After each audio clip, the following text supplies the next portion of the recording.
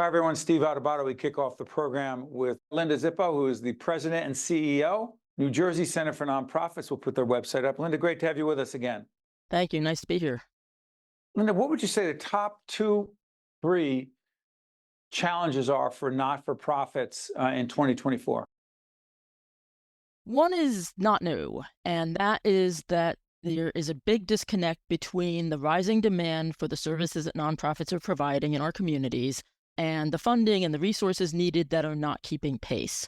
That has been the case for quite some time. It was exacerbated by the pandemic and other factors. So that's certainly what challenge number one. Another one is the workforce shortage.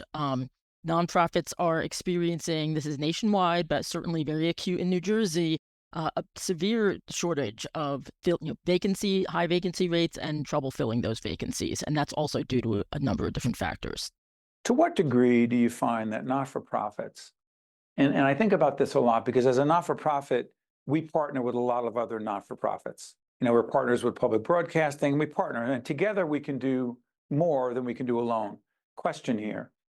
As all of us as nonprofit leaders work, no money, no mission, you know what I'm talking about, to raise money, half of my time, 60% is involved in raising money. Here's the question. How the heck are we supposed to collaborate and partner with other nonprofits who we often compete with for grants from corporations and foundations, but we know we can't do it alone? Help us understand that difficult balancing act. I guess the first thing I would say is that there is, I think, a little bit of a misperception that nonprofits don't collaborate or don't collaborate as much as they do. Because, certainly from where I sit, I see a lot of really good and impactful partnerships that go on all the time.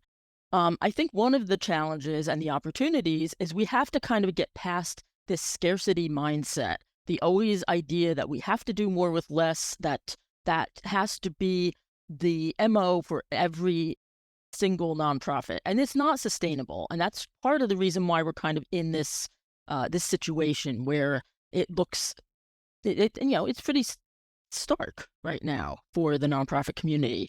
Go ahead, describe that. Well, again, get back to the idea of demand for nonprofit services keeps going up. The Yeah. resources needed aren't keeping pace.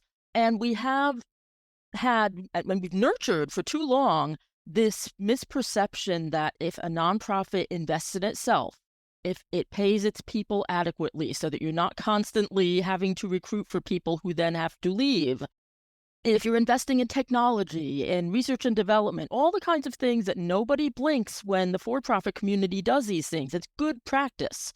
We somehow have gotten into this mindset where we question it when it comes to the nonprofit community. And it's taken quite a bit of time to get into those assumptions, but it's also going to take a lot of time to get out of them.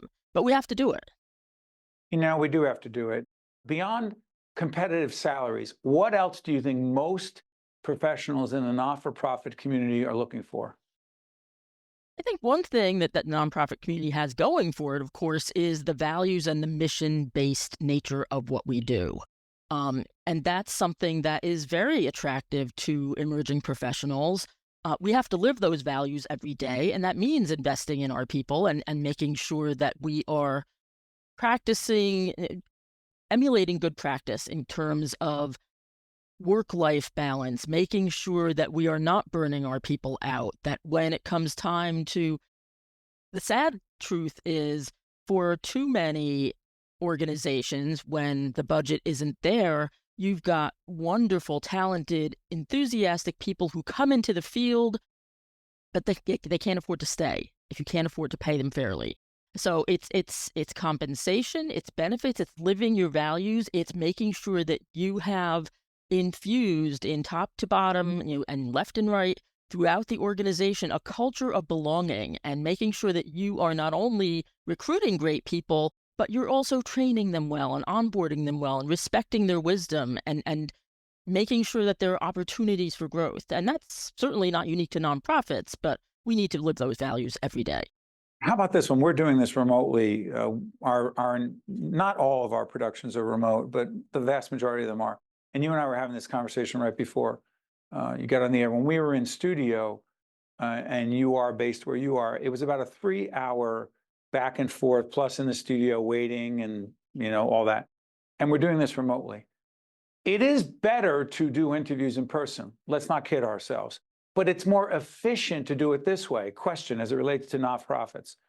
What have you seen in the not-for-profit community in terms of in-person, remote, hybrid, and people adapting to that? It is a mix for sure. I mean, one of the things that happened, of course, during the pandemic is this technology was available. I mean, prior crises, 10, 20 years ago, that certainly wasn't even an option. Right. So the fact that you could pivot, to use that word, to Zoom or other kinds of things was really, really helpful because in a number of industries, that would allow the work to continue. Board attendance, if you've got a board that's situated throughout the state, They're all over the place. participation is Or going the to be a lot country. higher. Absolutely, absolutely. So those things were really, really helpful. Now, there is, the downside, of course, is for a lot of nonprofits, of course, they had to cancel their events or change things from in-person to Zoom. That's not always the same as being in person. And then back to the employment situation, first of all, we all know that not every nonprofit can do their work remotely. Even if some employees can be remote in a lot of different nonprofit fields, they can't all be remote. So that's No. one thing. I mean, it does provide opportunities in terms of recruiting and some employees who or some would-be employees who don't want to come into the office all the time. Again, we've got a labor shortage, so we have Right. to adapt. But it does create challenges in terms of making sure that people stay connected and making sure that everybody is kind of rowing in the same direction. Can't thank you enough for joining us, Linda. Thanks so much. Thanks so much. Appreciate it. Stay with us. We'll be right back. One-on-One with Steve Adubato is a production of the Caucus Educational Corporation, celebrating 30 years in public broadcasting.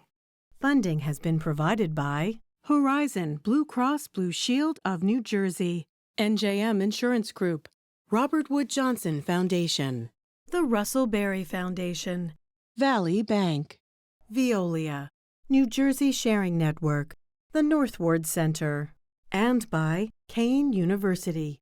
Promotional support provided by the New Jersey Business and Industry Association and by NorthJersey.com and Local IQ. NJM Insurance Group has been serving New Jersey businesses for over a century. As part of the Garden State, we help companies keep their vehicles on the road, employees on the job, and projects on track. Working to protect employees from illness and injury, to keep goods and services moving across the state. We're proud to be part of New Jersey. NJM, we've got New Jersey covered.